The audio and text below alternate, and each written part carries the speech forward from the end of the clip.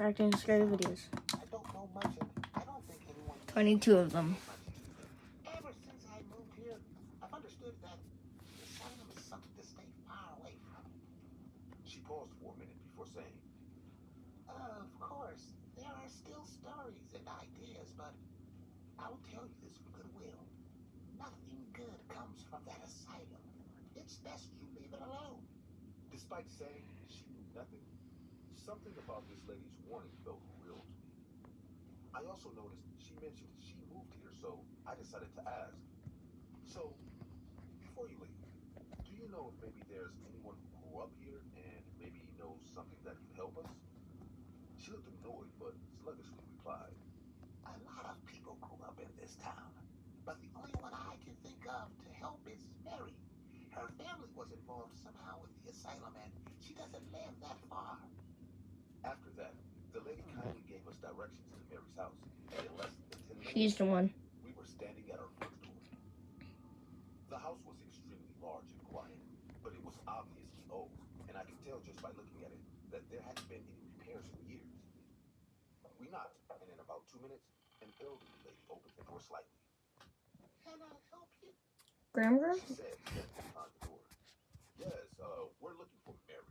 We wanted to ask a few questions about the abandoned asylum, I replied. The woman remained silent for a while before reluctantly inviting us into the home. The house's interior was just as run down as its exterior, with the paint peeling off and its floors confirming to me that the house was extremely old. Mary showed us a couch and informed us to wait for her here as she went to get what she needed. Someone needs to customize the safe harbor. Sussy Baka. Wait, there's an elevator? Only pay for what you need. Get retta. Get retta. Get retta. Get retta.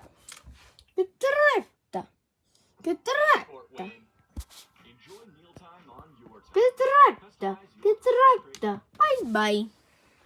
She returned a few minutes later with a file completely covered in dust and told us everything there was to know about the abandoned asylum was in there. After a while of talking, Yee, my guy. Charles' grandfather was head of operations at the asylum while it was running, and he passed away shortly after it was closed. She explained the file was put together by an employee at the asylum during an investigation that eventually resulted in the closing of the asylum. The case was handled quietly, and the family obtained the file after the asylum was closed, keeping it to avoid any scandals or leaks. However, when the kids went missing, the police asked Mary's father for information, and again, the file was used quietly, and the government found its contents too problematic and swept the case under the rug. Mary appeared emotional talking about this. She proceeded to tell us she'd uncovered the contents of the file after her father's passing and had been burdened by the guilt of keeping it all hidden. I wasn't going to help you at first, but you seem like good people. I think you will do the right thing with that file and bring light to the activities of what went down at that asylum. Mary seemed to have confused us for a journalist or some sort, so I responded with, Mary, there seems to be a bit of confusion here. While we do find everything you've told us intriguing, we didn't come here to get the scoop on this. We're here because people believe the building's haunted, and there are various myths revolving around the asylum. We'd hoped you'd know a little bit about its history. Thankfully, you did.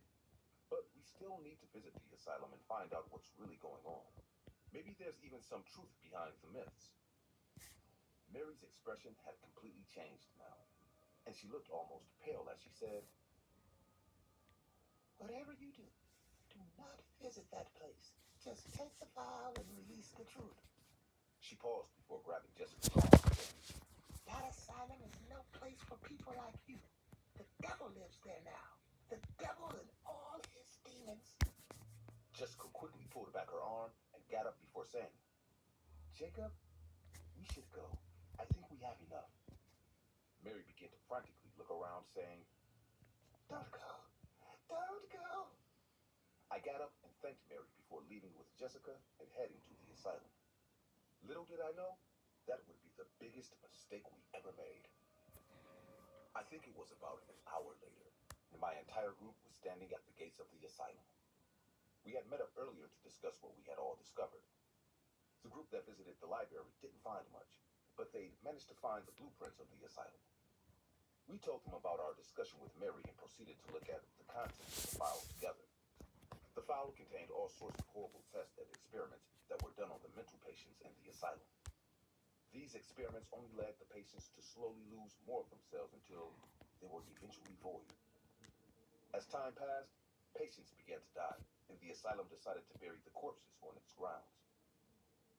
What really began to worry the doctor, however, was the living patients who had already been losing themselves suddenly began to have regular conversations with their dead colleagues. They would be heard laughing hysterically and calling the names of the dead in the middle of the night.